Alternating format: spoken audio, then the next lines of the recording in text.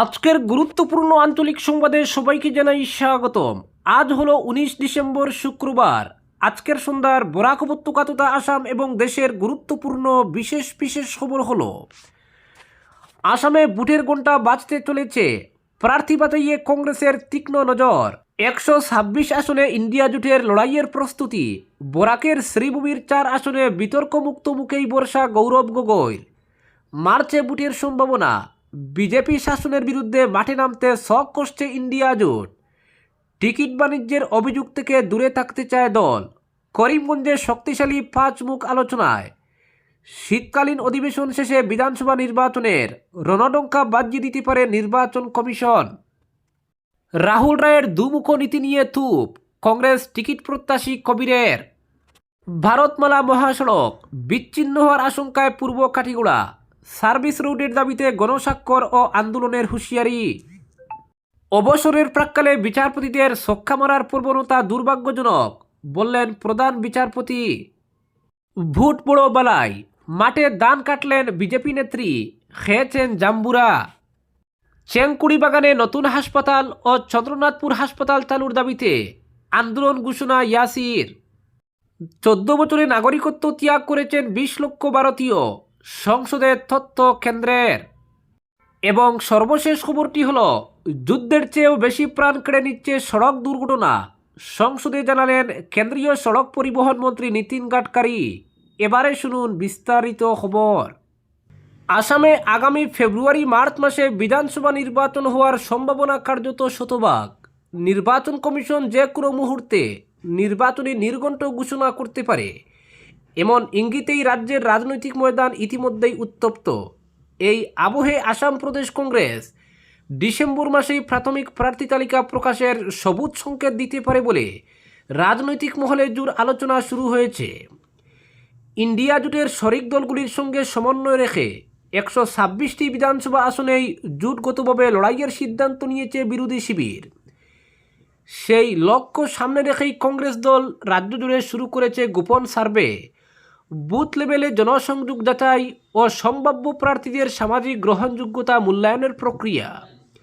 সূত্রের খবর, খুব শীঘ্রই চূড়ান্ত প্রার্থী তালিকা প্রকাশ হতে পারে।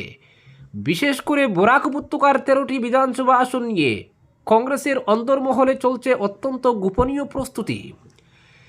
জানা গেছে, গুয়াহাটি থেকে আগত একটি স্বনামধন্য স্যাটেলাইট চ্যানেল এবং বরাকের একটি প্রভাবশালী দৈনিক পত্রিকার ব্যুরো, এই দুই পক্ষের যৌথ উদ্যোগে শ্রীভূমি জেলার 4টি বিধানসভা সমষ্টিতে সমীক্ষা চালানো হয়েছে। নিজেদের পরিচয় সম্পূর্ণ গোপন রেখে প্রায় 15 বছরের মাঠ পর্যায়ের অভিজ্ঞতা সম্পন্ন 4 জন মেম্বার বুথ লেভেল পর্যন্ত নেমে মানুষের সঙ্গে সরাসরি কথা বলেন। স্থানীয় জনমত, সাংগঠনিক শক্তি, ব্যক্তিগত গ্রহণযোগ্যতা ও জনসংযোগ সব দিক বিচার করেই তৈরি হয়েছে একটি হিট লিস্ট। রাজনৈতিক বিশ্লেষকদের মতে এই ধরনের গভীর মাঠ সমীক্ষা অতীতে খুব কমই দেখা গেছে। ব্যতিক্রম শুধু ইন্ডিয়া টুডের মতো কিছু জাতীয় সংস্থা। সম্ভাব্য প্রার্থী তালিকায় যাদের নাম সার্ভে সূত্রে উঠে আসে, সম্ভাব্য প্রার্থী তালিকায় যাদের নাম সবচেয়ে বেশি আলোচিত: রামকৃষ্ণনগরে অনুপ কুমার দাস তালুকদার, পাতারকান্দিতে কার্তিক সেনা সিনহা, দক্ষিণ করিমগঞ্জে ইঞ্জিনিয়ার রফিক, উত্তর করিমগঞ্জে বদরপুরের প্রাক্তন বিধায়ক জামাল উদ্দিন আহমেদের পুত্র জাকারিয়া আহমেদ এবং প্রাক্তন রাজনীতিবিদ ও বিশিষ্ট ব্যবসায়ী মরহুম খলিলুর রহমানের পুত্র আহমেদ সাহিল। বিশেষ করে দক্ষিণ করিমগঞ্জ আসনে রফিক আহমেদ চৌধুরীকে অত্যন্ত শক্তিশালী প্রার্থী হিসেবে দেখা হচ্ছে। সামাজিক কাজ, দুর্যোগ মোকাবিলায় সক্রিয় ভূমিকা এবং সাধারণ মানুষের সঙ্গে নিবিড় সংযোগ, এই 3টি বিষয় তাকে অন্যদের থেকে এগিয়ে রেখেছে বলে মত রাজনৈতিক পর্যবেক্ষকদের। শ্রীভূমি জেলায় 7টি বিধানসভা আসনের দাবি ঘিরে আগামী 2027 সালের অল ইন্ডিয়া ডিলিমিটেশন প্রসঙ্গ রাজনৈতিক আলোচনায় উঠে এসেছে। বিজেপি নেতৃত্বাধীন সরকারের বিরুদ্ধে কেন্দ্রীয় বঞ্চনা ও কর্তৃত্ববাদী শাসনের অভিযোগকে সামনে রেখে দিশপুরে গর্জে ওঠার কৌশলেই প্রার্থী বাছাই করতে চাইছে কংগ্রেস। সার্ভে তালিকায় থাকা প্রার্থীদের একটি বড় বৈশিষ্ট্য, তারা সকলেই বিতর্কমুক্ত, শিক্ষিত এবং সামাজিকভাবে গ্রহণযোগ্য মুখ। দুর্যোগ মোকাবিলা থেকে শুরু করে সাধারণ মানুষের নিত্য সমস্যায় পাশে দাঁড়ানো, জনসেবার রেকর্ড তাদের রয়েছে। স্থানীয় মানুষের একাংশের মতে এদের টিকিট দিলে 4টি সমষ্টি উদ্ধার করা অসম্ভব এমন দাবি করা ভুল হবে। আসাম প্রদেশ কংগ্রেস সভাপতি গৌরব গগৈ স্পষ্ট করে জানিয়ে দিয়েছেন, বিতর্কিত কাউকে টিকিট দেওয়া মানে বিজেপির হাতে অস্ত্র তুলে দেওয়ার শামিল। বিশেষ করে বিগত পঞ্চায়েত নির্বাচনে করিমগঞ্জে অর্থের বিনিময়ে টিকিট দেওয়ার অভিযোগে দলের ভাবমূর্তি ক্ষতিগ্রস্ত হয়েছিল। সেই অভিজ্ঞতা থেকে শিক্ষা নিয়েই এবার কঠোর অবস্থান নিয়েছে প্রদেশ নেতৃত্ব। মুখ্যমন্ত্রী হিমন্ত বিশ্ব শর্মার কোটি টাকা দিলে কংগ্রেসের টিকিট পাওয়া যাবে মন্তব্যের তীব্র প্রতিবাদ জানিয়ে গৌরব গগৈ স্পষ্ট ইঙ্গিত দিয়েছেন, 26-এর বিধানসভা নির্বাচনে কোনো বিতর্কিত মুখ নয়, জনগণের আস্থা ও স্বচ্ছ ভাবমূর্তি হবে আমাদের মূল শক্তি। রাজনৈতিক মহলের মতে বিজেপি সরকারের ঋণ নির্ভর প্রশাসন, মূল্যবৃদ্ধি এবং কর্তৃত্ববাদী শাসনের অভিযোগকে সামনে রেখেই 126 আসনে সম্মিলিত লড়াইয়ে নামতে চাইছে ইন্ডিয়া জোট। আর সেই লড়াইয়ে বরাক উপত্যকা, বিশেষ করে শ্রীভূমি জেলার 4 আসন যে কংগ্রেসের জন্য অত্যন্ত গুরুত্বপূর্ণ তা বলাই বাহুল্য। পরবর্তী খবর, ভোট বড় বালাই, মাঠে ধান কাটলেন বিজেপি নেত্রী, খেয়েছেন জাম্বুরা। ভোট বড় বালাই, গ্রামের মানুষদের কাছে টানতে ক্ষেতের মাঠে নেমে ধান কাটলেন বিজেপি নেত্রী। বৃহস্পতিবার দুপুরে কাটিগড়ার শ্রীপুরে দেখা গেল এমন দৃশ্য। আগে ছিল কাটিগড়ার শ্রীপুর, এখন হাইলাকান্দির শ্রীপুর। ডিলিমিটেশনের ফলে বদলে গেছে রাজনৈতিক ঠিকানা। আর এই শ্রীপুরেই সদল বলে এসে ধান কাটলেন প্রদেশ বিজেপি নেত্রী মুন স্বর্ণকার। স্থানীয় পুরুষ মহিলাদের সঙ্গে নিয়ে বেশ কিছুক্ষণ ধান কাটলেন তিনি। ধান কাটা সেরে মাঠে বসে খেলেন জাম্বুরা, মহিলাদের নিয়ে করলেন দামাইল নৃত্য। 26-এর রাজ্য বিধানসভা নির্বাচনকে কেন্দ্র করে রাজ্যের প্রতিটি বিধানসভা কেন্দ্রে কার্যত ঝাঁপিয়ে পড়েছে শাসক দল। সাংগঠনিক কাজকর্ম গুছিয়ে নিয়ে সাধারণ মানুষের মন জয় করতে চলছে নানা কর্মকাণ্ড। গ্রাম থেকে গ্রামান্তরে ঘুরে বেড়াচ্ছেন নেতা নেত্রীরা। ডিলিমিটেশনের ফলে কাটিগড়া থেকে পৃথক হয়ে হাইলাকান্দির সঙ্গে যুক্ত হয়েছে কয়েকটি গ্রাম। আসন্ন রাজ্য বিধানসভা নির্বাচনে 121 নম্বর হাইলাকান্দি বিধানসভা কেন্দ্রের ভোটার হিসাবে প্রথমবারের মতো ভোট দেবেন ওইসব গ্রামের মানুষ। ভৌগোলিকভাবে কাটিগড়ার সঙ্গে আষ্টে পৃষ্ঠে জড়িয়ে থাকা ওইসব গ্রামে বৃহস্পতিবার পা রাখলেন প্রদেশ বিজেপির সহসভানেত্রী মুন স্বর্ণকার। একজাক মহিলাকে সঙ্গে নিয়ে মাঠে নেমে কাটলেন পাকা ধান। পেশাদার কৃষকের মতো কাস্তে দিয়ে ধান কাটা সেরে স্বাদ নিলেন জাম্বুরার। মাঠের মধ্যেই করলেন ধামাইল নৃত্য। মুন স্বর্ণকারের ধান কাটা দেখতে বেশ কিছু স্থানীয় মানুষও জড়ো হন। তাকে নিয়ে বেশ আনন্দে ঘণ্টা দুয়েক সময় কাটান স্থানীয় শতাধিক মহিলাও। সংবাদ মাধ্যমের সঙ্গে কথা বলতে গিয়ে তিনি বলেন, কাটিগড়া থেকে বিচ্ছিন্ন হয়ে হাইলাকান্দির সঙ্গে যুক্ত হওয়ায় এখানকার মানুষ নিজেদের অতিথি হিসেবে ভাবনার কোনো কারণ নেই। হাইলাকান্দি এবং কাটিগড়া একই গড়। এছাড়া বিজেপি সবসময় এখানকার মানুষের পাশে রয়েছে। ডিলিমিটেশনের ফলে হাইলাকান্দির একটা বিধানসভা কেন্দ্র কমে গিয়ে বর্তমানে 2টি বিধানসভা কেন্দ্র হওয়ায় বিজেপির লাভ হবে বলেও মন্তব্য করেন তিনি। বলেন, ডিলিমিটেশনের ফলে আসন্ন নির্বাচনে একটি কেন্দ্রে সরাসরি জয়ী হবে বিজেপি, আর অন্য কেন্দ্রে এনডিএ জয়ী হওয়ার সম্ভাবনা উজ্জ্বল। অর্থাৎ হাইলাকান্দির 2 কেন্দ্র বিজেপির দখলে যাবে বলে দাবি করেন প্রদেশ বিজেপির ওই মহিলা নেত্রী। এক প্রশ্নের উত্তরে তিনি বলেন, দল তাকে যে দায়িত্ব দিয়েছে সেই দায়িত্ব পালন করা তার কর্তব্য। সেই কর্তব্য পালনের তাগিদে গ্রাম থেকে গ্রামান্তর ঘুরে জনসংযোগ বাড়ানোর কাজ করে যাচ্ছেন। দল যদি তাকে যোগ্য মনে করে টিকিট দেয় তাহলে আসন্ন নির্বাচনে প্রতিদ্বন্দ্বিতার জন্য তিনি সম্পূর্ণ প্রস্তুত। তবে টিকিট দেওয়া না দেওয়াটা সম্পূর্ণ দলের শীর্ষ নেতৃত্বের উপর নির্ভরশীল। দল যে সিদ্ধান্ত নেবে তা মাথা পেতে নেবেন তিনি। তার স্পষ্ট কথা, দলের ভিত মজবুত করাই তার মূল লক্ষ্য। পরবর্তী খবর, উন্নয়নের জোয়ারে যেন বেসে না যায় একটি জনপদের লাইফলাইন। ভারতমালা প্রকল্পের অধীনে নির্মাণাধীন শিলচর চুরাইবাড়ি জাতীয় মহাসড়ককে কেন্দ্র করে এখন এমনই এক অস্তিত্বকার সংকটে ভুগছেন পূর্ব কাটিগড়ার হাজার হাজার মানুষ। মহাসড়কের তারিণীপুর অংশে ভৌগোলিকভাবে গুরুত্বপূর্ণ টিআরকে সড়কের যোগাযোগ বিচ্ছিন্ন হওয়ার উপক্রম হওয়ায় অবিলম্বে সেখানে একটি সার্ভিস রোড বা সংযোগী সড়ক নির্মাণের দাবিতে গর্জে উঠেছে স্থানীয় জনতা। পূর্ব কাটিগড়ার অর্থনৈতিক ও সামাজিক মেরুদণ্ড হিসেবে পরিচিত টিআরকে সড়ক তারিণীপুর তৃতীয় খণ্ড এলাকায় যেখানে প্রস্তাবিত ভারতমালা মহাসড়কটি এই পুরাতন সড়ককে অতিক্রম করছে, সেখানেই তৈরি হয়েছে মূল জটিলতা। স্থানীয়দের অভিযোগ, ভারতমালা প্রকল্পের কাজ দ্রুত গতিতে চললেও টিআরকে সড়কের সঙ্গে সংযোগ স্থাপনের জন্য কোনো দৃশ্যমান সার্ভিস রোড বা বিকল্প ব্যবস্থার পরিকল্পনা লক্ষ্য করা যাচ্ছে না। দাবি আদায়ে কেবল মৌখিক প্রতিবাদ নয়, বরং নিয়মতান্ত্রিক লড়াইয়ের পথে হেঁটেছেন স্থানীয় বাসিন্দারা। সম্প্রতি প্রায় 5 শতাধিক মানুষের স্বাক্ষর সম্বলিত একটি জোরালো স্মারকপত্র NHIDCL-এর শিলচর কার্যালয়ে জমা দেওয়া হয়েছে। স্মারকপত্রে স্পষ্টভাবে উল্লেখ করা হয়েছে যে সংযোগী সড়ক না থাকলে তারিণীপুর সহ বিস্তীর্ণ অঞ্চলের সাধারণ মানুষ, শিক্ষার্থী, ব্যবসায়ী এবং মুমূর্ষু রোগীদের যাতায়াত ব্যবস্থা সম্পূর্ণ ভেঙে পড়বে। পূর্ব কাটিগোড়ার তারিণীপুর, ফুলবাড়ি, শিয়ালটেক, শিবনারায়ণপুর, গোবিন্দপুর, উত্তর তারিণীপুর, বুয়ালিপাড়, দুধপুর, শান্তিপুর ও হারাংপাড় সহ পার্শ্ববর্তী অসংখ্য গ্রামের হাজার হাজার মানুষ এই সমস্যার সরাসরি ভুক্তভোগী।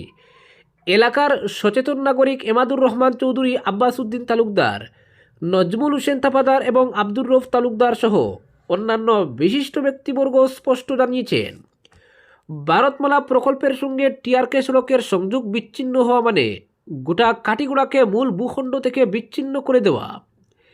এর ফলে শিক্ষা, স্বাস্থ্য ও ব্যবসা বাণিজ্যে অপূরণীয় ক্ষতি সাধিত হবে। এলাকাবাসীর দাবি, এই সংযোগী সড়ক নির্মাণ কোনো বিলাসিতা নয়, বরং এটি একটি মৌলিক অধিকার ও গণদাবি। বর্তমান পরিস্থিতিতে জনমনের তীব্র ক্ষোভ সঞ্চার হয়েছে। এলাকাবাসী সাফ জানিয়েছেন, প্রশাসন যদি দ্রুত এই গণদাবি মেনে নিয়ে সার্ভিস রোড নির্মাণের কাজ শুরু না করে, তবে আগামীতে বৃহত্তর গণ আন্দোলন গড়ে তোলা হবে। আধুনিক উন্নয়নের মহাসড়ক যেন একটি প্রাচীন জনপদের যোগাযোগ ব্যবস্থা স্তব্ধ না করে দেয়, এখন সেটাই দেখার বিষয়।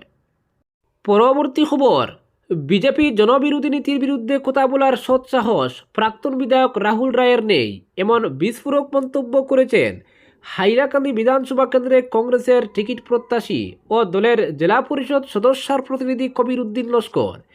এক সাংবাদিক সম্মেলনে তিনি অভিযোগ করেন, বিধানসভা নির্বাচনে রাহুল রায় দুমুখ নীতি অবলম্বন করছেন।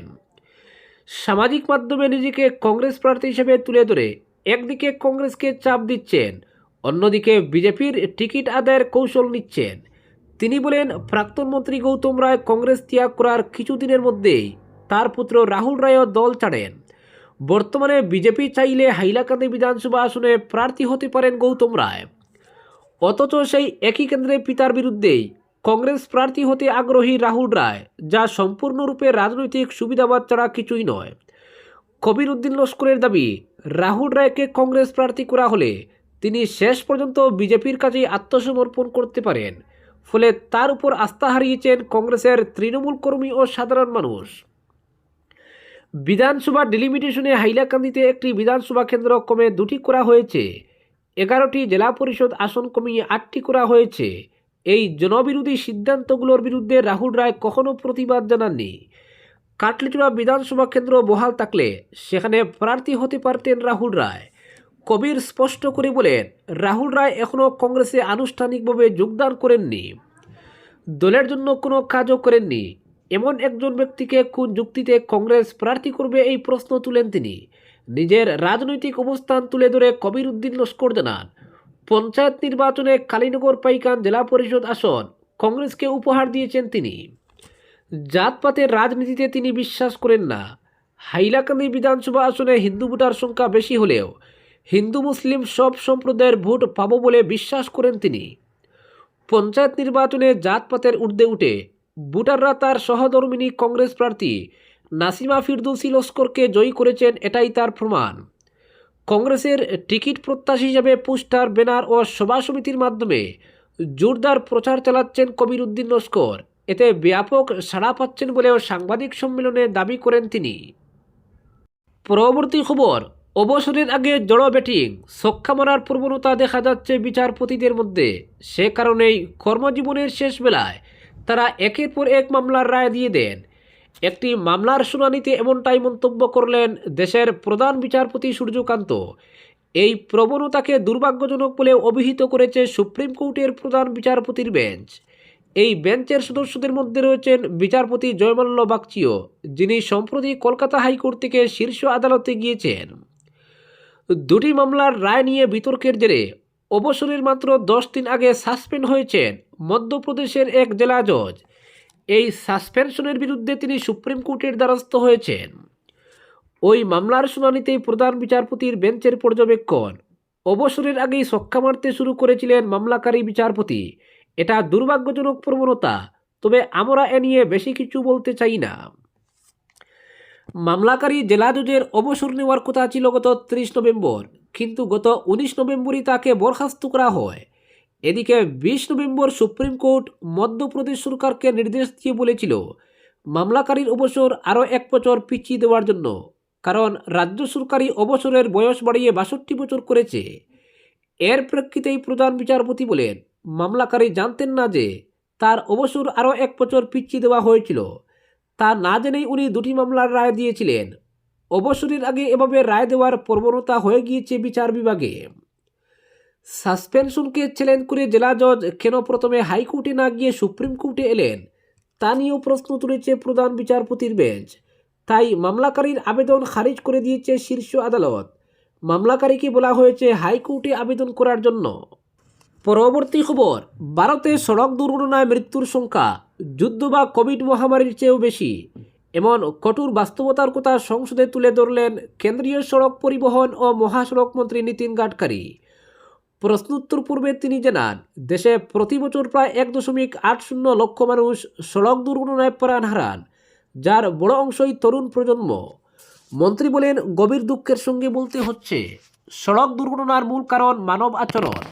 মানুষ ট্রাফিক নিয়মকে গুরুত্বই দেয় না।